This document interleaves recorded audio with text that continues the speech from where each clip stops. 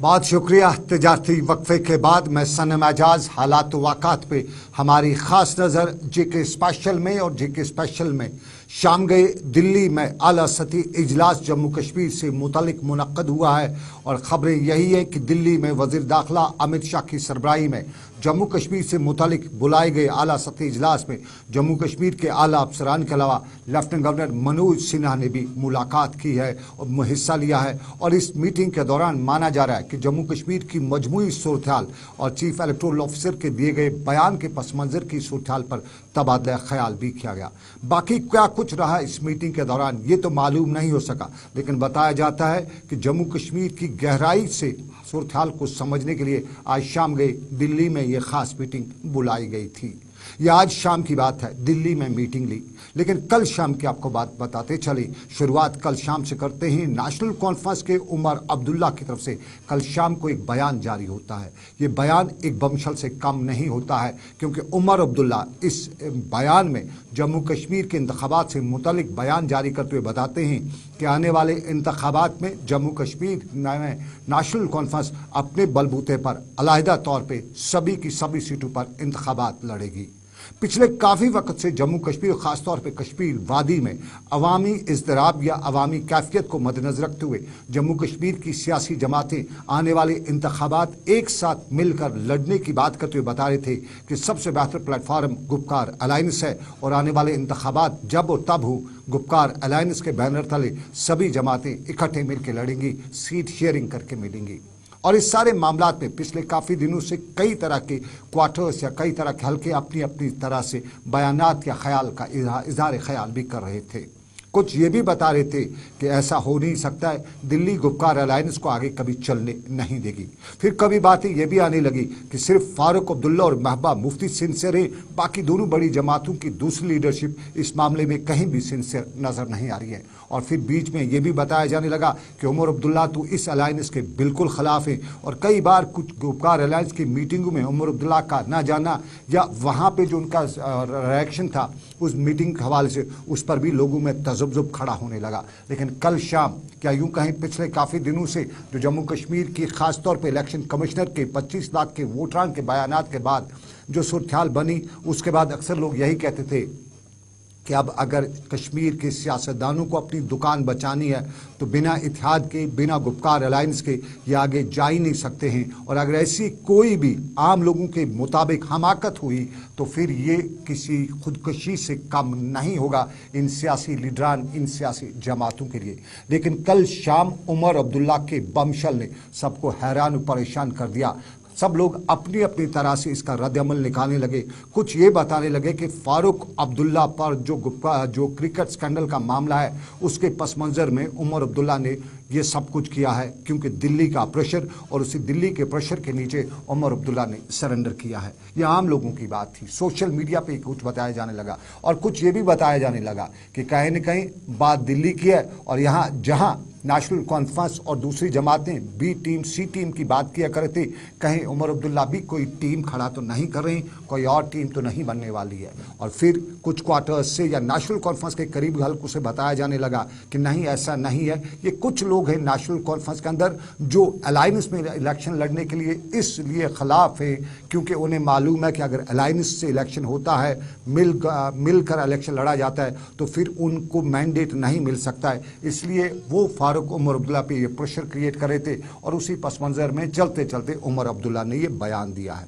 ये उमर अब्दुल्ला ने चलते चलते बयान दिया हो ना दिया हो, लेकिन कल शाम नेशनल टेलीविज़न से लेकर जम्मू कश्मीर के शहर आम हर जगह पे ये ख़ास बहस बना हुआ था कि उमर अब्दुल्ला को क्या मजबूरियाँ आन पड़ी। अभी इंतखाबात नहीं हैं, अभी जम्मू कश्मीर के दूसरे मसाइल उसमें ये बयान देना कहीं कोई बड़ी बात तो नहीं है। और इसी बड़ी बात के पस मंज़र में मीडिया भी आगे लग पड़ा था। आज सुबह से ही मीडिया क्वार्टर्स भी पूछ रहे थे, समझना चाहते थे, एक दूसरे से बहस कर रहे थे और ये सब कुछ करते हुए समझने की कोशिश कर रहे थे कि आखिर उमर अब्दुल्ला ने ये सब कुछ क्यों किया। और फिर सियासी जमातों के फ़ोन खंगाले जा रहे थे, लीडरान के फ़ोन किए जाते थे, उनके साथ साथ राब्ते बनाए जाते थे, पूछा जा रहा था। और सुबह जब बात आई पूछे जाने की तो सबसे पहले फ़ारूक अब्दुल्ला से पूछा गया, जो गुपकार अलायंस के सदर भी है और उसके साथ साथ फ़ारूक अब्दुल्ला एक बड़े लीडर है, जम्मू कश्मीर की सियासत से लेकर जम्मू कश्मीर के हालात पे नज़र रखे हुए हैं।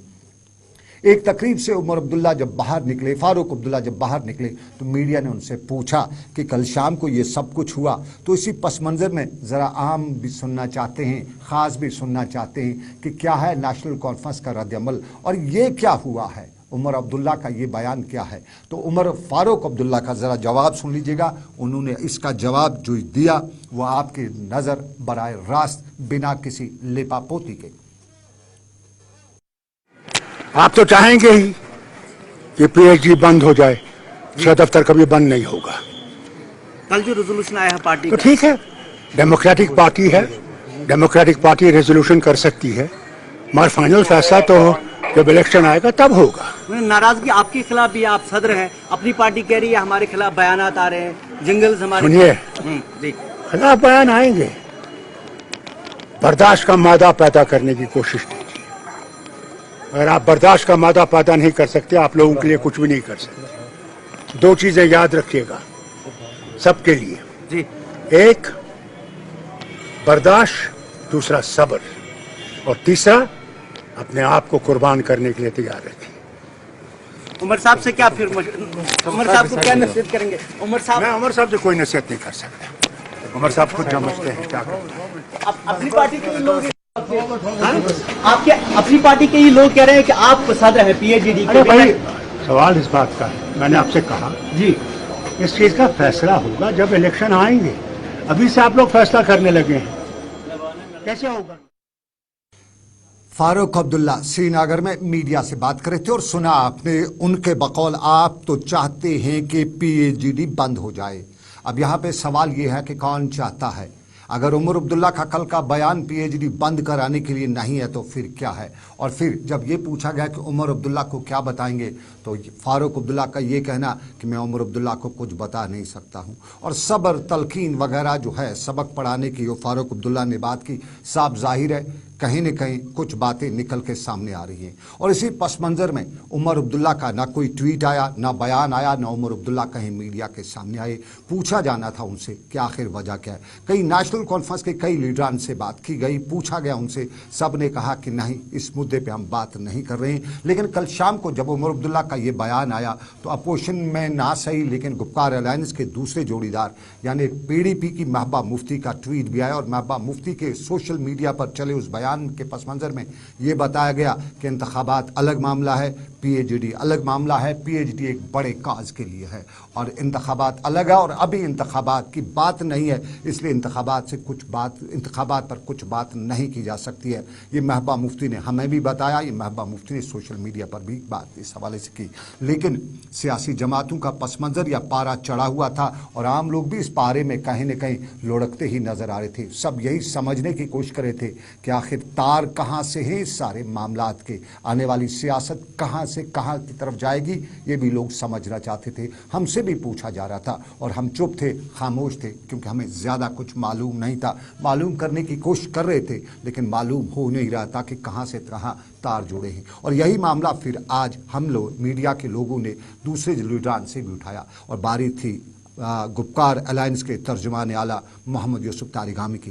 कुलगाम के इलाके में एक तकरीब पर मोहम्मद यूसुफ तारिगामी थे तो मीडिया ने उनसे पूछा कि ये सब कुछ जो हुआ है पिछले 24 घंटों में, जिसे कुछ लोग कहते हैं कि बमशल गिराया है फ़ारूक उमर अब्दुल्ला ने, तो उसके पस मंज़र में क्या कुछ सूरत-ए-हाल बनती नज़र आ रही है कि इसके तार कौन हिला रहा है और कौन क्या है। फ़ारूक अब्दुल्ला का तो सुना, तारिगामी को भी सुनते हैं।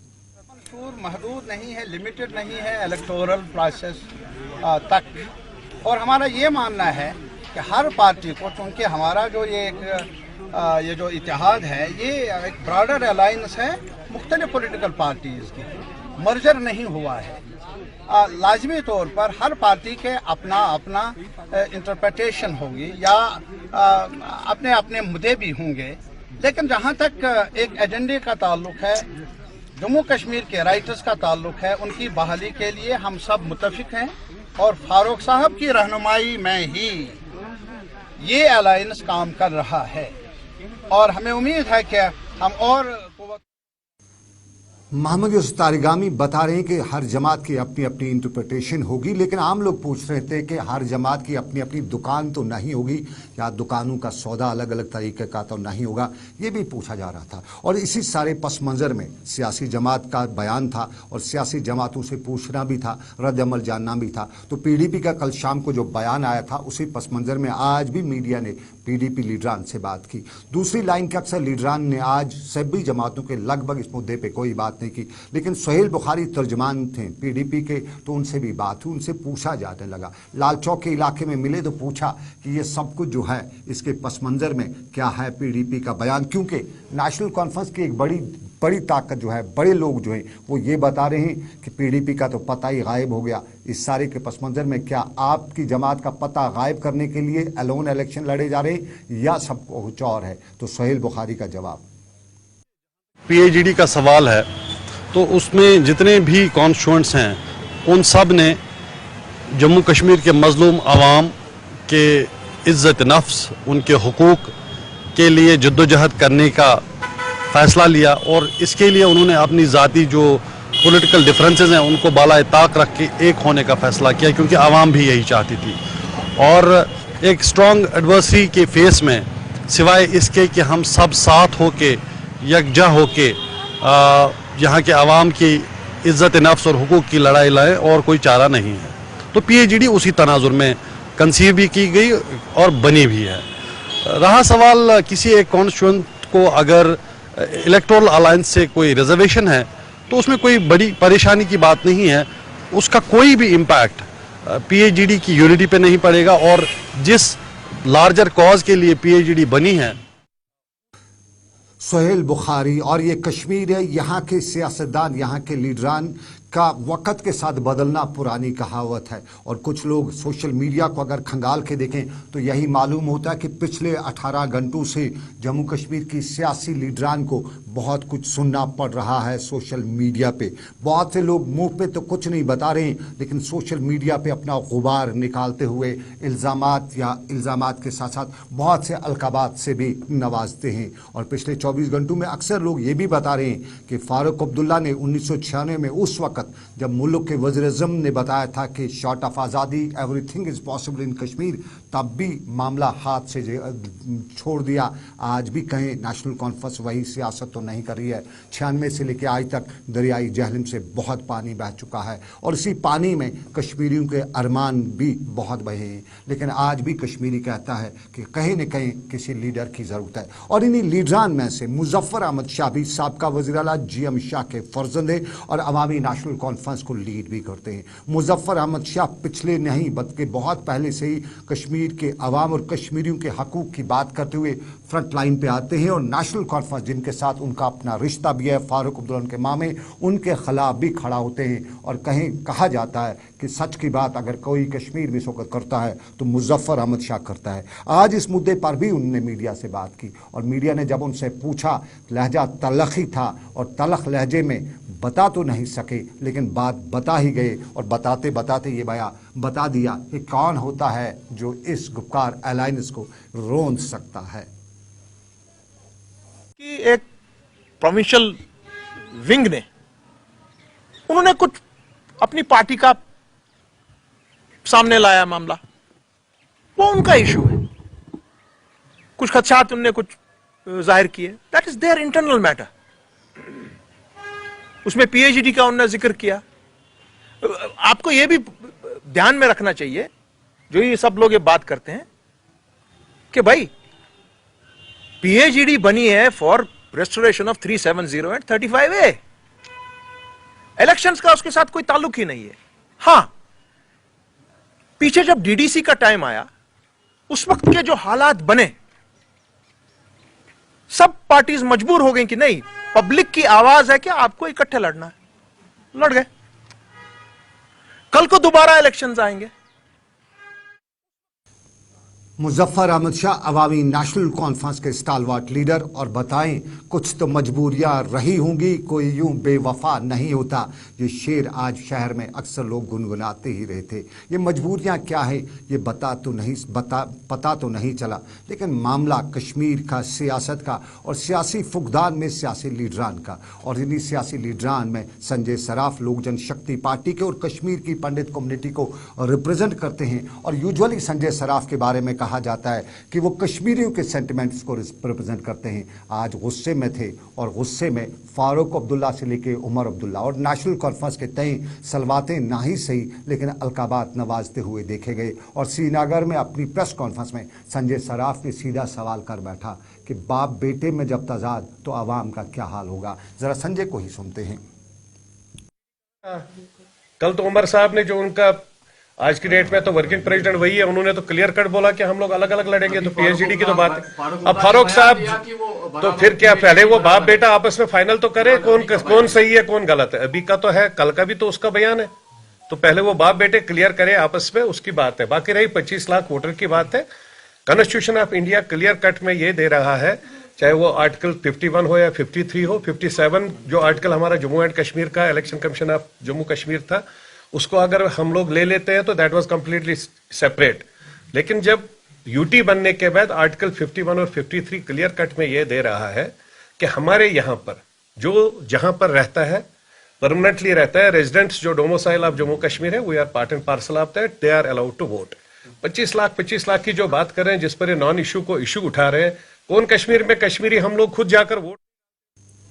चलिए, संजय सराफ एक तो नेशनल कॉन्फ्रेंस के अंदर की बात क्या डाली और इंतखाबात पर भी बता दिया कि हम भी तो वोट नहीं डालते हैं, बाहर से कहाँ से वोट डालने आएंगे, ये बात की बात। लेकिन आपको बताएं कश्मीर की सियासत का ये नया मोड़, इस नए मोड़ पे बहस है, इस नए मोड़ पे इज़्तिराब है। और इस नए मोड़ की बहस और इज़्तिराब में हर तरफ हर कोई पूछता है, समझता है, क्योंकि कश्मीरी सियासत पर बहुत नज़र रखते हैं। और माना यह भी जा रहा है कि दुनिया में अगर कोई कौम सियासत पर सबसे नज़र ज़्यादा रखती है तो वो कश्मीरी कौम है। और कश्मीरी कौम इस सियासत के बमर में नजर रखते रखते कभी गिरदेआब हो जाती है, कभी बमर में फंस जाती है। आज की डेट में क्या किसी बमर में है, ये बदल वक्त पे ही पता चलेगा। लेकिन मामला सियासत का और आने वाले हालात का और हालात से लेकर मामलात का। लेकिन आपको बताएं, देख रहे हैं आप जी के स्पेशल सनम के साथ दूसरे मुद्दों पर चलते हैं। और दूसरा मुद्दा जम्मू कश्मीर का लाइन ऑफ कंट्रोल। और पिछले 24 घंटों में दूसरा वाक़ा, फौज ने दावा किया कि उड़ी कमलकोट के लाइन ऑफ कंट्रोल के सेक्टर में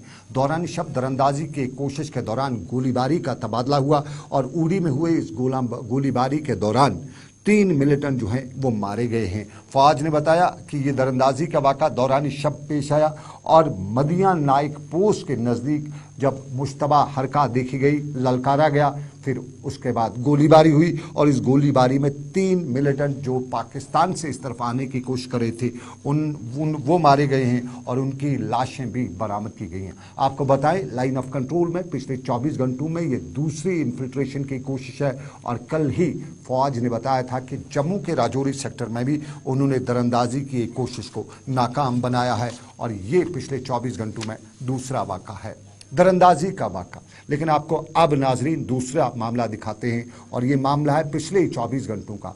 कल 4 भूचाल के झटके हुए थे, आज सुबह भी एक आया था। और पिछले 24 घंटों से लेकर 48 घंटों में 5 झटके जम्मू कश्मीर में। अगरचे उनकी रफ्तार कुछ ज़्यादा तो नहीं है, लेकिन जम्मू कश्मीर का कश्मीर वाला हिस्सा सिस्मिक जोन 5 में आता है। और 2005 का भूचाल हम सबको याद है। वो झटके आज भी शायद हम नहीं भूले हैं, बहुत से लोग नहीं भूले होंगे। लेकिन भूचाल का आना क्या कोई बड़ी मुसीबत आने वाली नहीं है, लोग इस पर भी आचे में गोया कर रहे थे।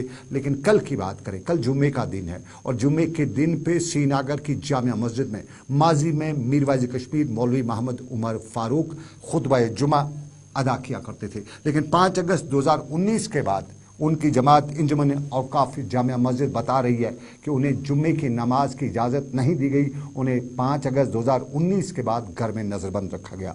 इसी मुद्दे पर पिछले ही हफ्ते जम्मू कश्मीर के लेफ्टिनेंट गवर्नर मनोज सिन्हा ने एक बैनुल-अक़वामी इदारे को इंटरव्यू देते हुए बताया था कि मीरवाइज पर कोई पाबंदी नहीं है, वो बंद नहीं है, वो बाज़ाब्ता तौर पे आज़ाद है और वह हर किसी तरह की सरगर्मियों का हिस्सा बन सकते हैं, बशर्ते कि कुछ मामलात हैं जिस वजह से उनके आसपास थोड़ी पुलिस रखी जाती है। ये जम्मू कश्मीर के लेफ्टिनेंट गवर्नर मनोज सिन्हा ने बताया था। और इसी पस मंज़र में अब कल जुम्मे का दिन है और श्रीनगर में अंजुमन औकाफ जामे मस्जिद ने कल के दिन के हवाले से तैयारी की और कल औकाफ का मानना है कि 5 अगस्त 2019 के बाद पहली बार मीरवाइज जामिया मस्जिद आएंगे और खुतबा भी देंगे और कल ये सब कुछ मामला सामने आ ही जाएगा। ये कश्मीर की बात, ज़रा अपनी बात, माफ़ कीजिएगा, आपकी बात करते हैं, आम आदमी पार्टी की बात करते हैं। आम आदमी पार्टी अरविंद केजरीवाल की, और अरविंद केजरीवाल की पार्टी जम्मू कश्मीर में अपने पर फैला रही है और उसमें अच्छी खासी तादाद में नौजवान पोद अपनी पार्टी आम आदमी पार्टी के साथ जोड़ती हुई नज़र भी आ रही है। और पिछले कई दिनों से आम आदमी पार्टी जम्मू कश्मीर में सियासत कम अवामी मुद्दों की बात करती है और यही मुद्दा आज जम्मू में हरीशदेव सिंह ने भी उठाया हुआ था। आम आदमी पार्टी के बड़े लीडर हरीशदेव सिंह ने जम्मू में आज एक प्रेस कॉन्फ्रेंस के दौरान जम्मू कश्मीर की मजमूई सूरत-ए-हाल भी बयान की और उसके साथ साथ जम्मू कश्मीर के मामले और मसाइल और इन मसाइल में सरफहरिस्त उन्होंने रोजगार और मुलाजमीन के मसाइल उठाते हुए बताया कि सरकार के दावों में जरा झोल नजर आता है, जरा झंझोल नजर आता है।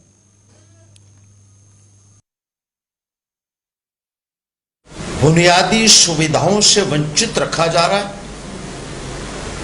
बल्कि मानव अधिकारों का भी हनन हो रहा है और जमहूरी अधिकारों से भी यहां के अवाम को वंचित किया जा रहा है। भारतीय जनता पार्टी के नेताओं ने इलेक्शन के दौरान बड़े बड़े वादे यहां के अवाम के साथ किए थे। कई साल इंतजार करने के बाद भी जब उन वादों के ऊपर अमल नहीं हुआ, जब उनकी कोई सुनवाई नहीं हो रही है, सरकारी अदारे और सरकारी जो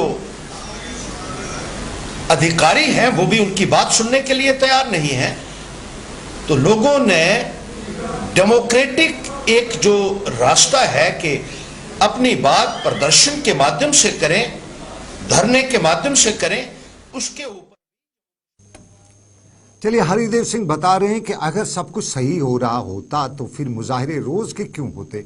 ये आम आदमी पार्टी के हरीशदेव सिंह जम्मू में बात करते। लेकिन श्रीनगर में भी आम आदमी पार्टी ने ऐसा ही मुद्दा उठाया था और श्रीनगर में प्रेस कॉन्फ्रेंस करते हुए डॉक्टर नवाब नासिर ने बताया कि हमारा हेल्थ इंफ्रास्ट्रक्चर और उस पर सरकार के दावे, और उन दावों में यूं लगता है कि यहाँ तो जन्नत बेनज़ीर बन चुका है, यहाँ अमेरिका से बेहतरीन मेडिकल फैसिलिटीज़ हैं, लेकिन उन मेडिकल फैसिलिटीज़ के दावे ये सरकार बताती है हम कॉलेज बना रही हैं, हम यूनिवर्सिटीज़ बना रहे हैं, मेडिकल कॉलेज बनाए, नर्सिंग कॉलेज बताए, लेकिन क्या किसी को रोज़गार मिला? पिछले 15 सालों में किसी को यहाँ के डेंटल कॉलेज से पढ़ के डॉक्टर निकले, क्या उन्हें रोज़गार का कोई मौका दिया? ये सवाल उठाया श्रीनगर में डॉक्टर नवाब नासिर ने, जो आम आदमी पार्टी के बड़े लीडर हैं। कि मेडिकल कॉलेज जो हमने एम्स जो वहां पे एक खोला जम्मू में, यहां एक खोला। एलजी साहब बोलते हैं कि वहां पे 7 मेडिकल कॉलेज आएंगे और यहां पे जो है 15 नर्सिंग कॉलेज आएंगे। एलजी साहब, 15 साल में आप बीडीएस को एक नौकरी नहीं दे सके। 15 साल से हमारे बीडीएस एक पीएससी कंफर्मेशन नहीं हुई। क्या कह रहे हैं आप मेडिकल कॉलेज खोल के? चलिए, नवाब नासिर श्रीनगर में प्रेस से बात कर रहे थे और ज़मीनी हकायक बता रहे थे कि यही है जो हम बता रहे हैं। सरकार से जवाब मांग रहे थे और आपको बताएं सरकार का जवाब भी आने वाला है, लेकिन उससे पहले बताएं सरकार के पुरजे काम भी करें। ज़िला तरक्याती कमिश्नर बडगाम और ज़िला तरक्याती कमिश्नर बडगाम जिन्होंने पिछले दिनों अपना चार्ज लिया, आज अफसरान की काला सती मीटिंग उन्होंने बुलाई, जिस दौरान अफसरान को हिदायत दिए गए कि आवाम तक पहुंचने और अवामी मसाइल को तरजीह बुनियादों पर हल करने के लिए ही वो यहाँ पे तैनात किए गए हैं और आवाम के सभी मसाइल को अगर कहीं पे भी तरजीही बुनियादों पर हल ना करने की शिकायत आई तो फिर ऐसे अफसर, ऐसे लोगों के खिलाफ सख्त कार्रवाई होगी। लेकिन सख्त कार्रवाई उन्होंने यहाँ भी की और आज उन्होंने चार्ज संभालने मीटिंग के फ़ौरन बाद इलाके के मुख्तलिफ सरकारी इदारों का दौरा भी किया ज़िले का, और 20 के करीब सरकारी मुलाजमीन को गैर हाजिर रहने की पादाश में मुअत्तल भी किया। उन्होंने बडगाम के तहसील ऑफिस का दौरा भी किया, स्कूल का दौरा भी किया और दूसरे इदारों का दौरा करने के दौरान बताया कि जो भी गैर हाजिर होगा उसके खिलाफ सख्त से सख्त कार्रवाई होगी। और ये है ज़िला तरक्याती कमिश्नर बडगाम, जिन्होंने 2 दिन पहले ही अपना चार्ज संभाला है। लेकिन अब ज़रा शहर का हाल आपको दिखाते हैं। शहर श्रीनगर का शहर ख़ास, और शहर ख़ास के बारे में बहुत से लोग कई तरह की मनफी बातें भी करते हैं, लेकिन मनफी बातें ना करें तो और क्या करें। मनफी तस्वीर जब आती हैं, ये तस्वीर शहर ख़ास के ख़ास अस्पताल की है। ये अस्पताल जिसे हम कहते हैं श्रीनगर का शहर ख़ास, और शहर ख़ास का SR गंज का अस्पताल, और इस अस्पताल की तस्वीर और इस तस्वीर के पस मंज़र में मालूम यही हुआ कि लगभग 150 साल पुराना ये अस्पताल, और फिर जब कश्मीर में सैलाब आया 2015 में, तो उस सैलाब से इसको नुकसान भी हुआ, और तब से नुकसान हुआ। सरकार ने इमारत बनाने की बात की, इमारत के हवाले से भी सरकार 8 सालों में मुकम्मल नहीं कर सकी, और फिर यह जो बुनियादी सहूलियाती इंफ्रास्ट्रक्चर है उस मामले पर भी सवाल उठाते हुए शहर ख़ास के लोगों ने कहा कि उनकी ख़ास बात भी ख़ास अहदेदारों तक पहुँचाने की ज़रूरत है। ज़रा सुनते हैं क्या कहते हैं। महाराजगंज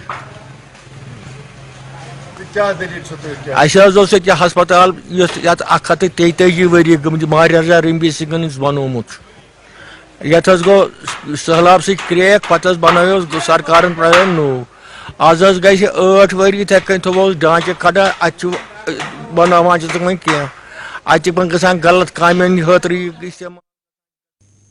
चलिए, यह शहर ख़ास की बात कहानी लंबी थी, वक़्त की वजह से कमी में ही गुजारा करना पड़ेगा, क्योंकि बात बड़ी थी और बड़ी बात त्राल वाले भी कहते हैं। और त्राल वालों के लिए कोई हाल अगर बेहाल करने वाला है तो ये चिनार का दरख्त है। यूँ तो चिनार के दरख्त के हवाले से बड़ी बातें हुई और हमारी सेहत के लिए काफ़ी माना जाता है, लेकिन कहावत ये भी है कि कत्ल मूज़ी काबल अजीज़ा। ये चिनार का दरख्त इलाके के लोगों के लिए अगर वबाल जान बन सकता है तो इस चिनार के दरख्त को सरकार क्यों नहीं काटती है। और यहाँ इस चिनार के तने में जो गार बने हैं, जो गुफाएं बनी हैं, अक्सर उनमें जंगली जानवर होते हैं, और ये जंगली जानवर इलाके के लोगों के लिए मसाइल और मसाइब खड़ा कर रहे हैं। और इन्हीं मसाइल और मसाइब से बचने के लिए इलाके के लोग बताते हैं कि सरकार कोशिश करे चिनार को, फ़िलहाल एक चिनार को काट दे, इलाके के लोगों के लिए ख़तरा है। लेकिन सरकार तक बात पहुँचानी थी, बात पहुँचाई गई। लेकिन देख रहे थे आप JK स्पेशल सनम के साथ। फ़िलहाल श्रीनगर से आज के प्रोग्राम से बस इतना ही। मुझे इस वादे के साथ दीजिए इजाज़त कि रब्बे कायनात की रही मर्जी, फिर करेंगे आपसे मुलाकात। रखिएगा अपना ख्याल, दुआओं में रखिएगा मुझे भी याद। अल्लाह आपका मेरा सबका निगहबान हो। अल्लाह हाफिज़।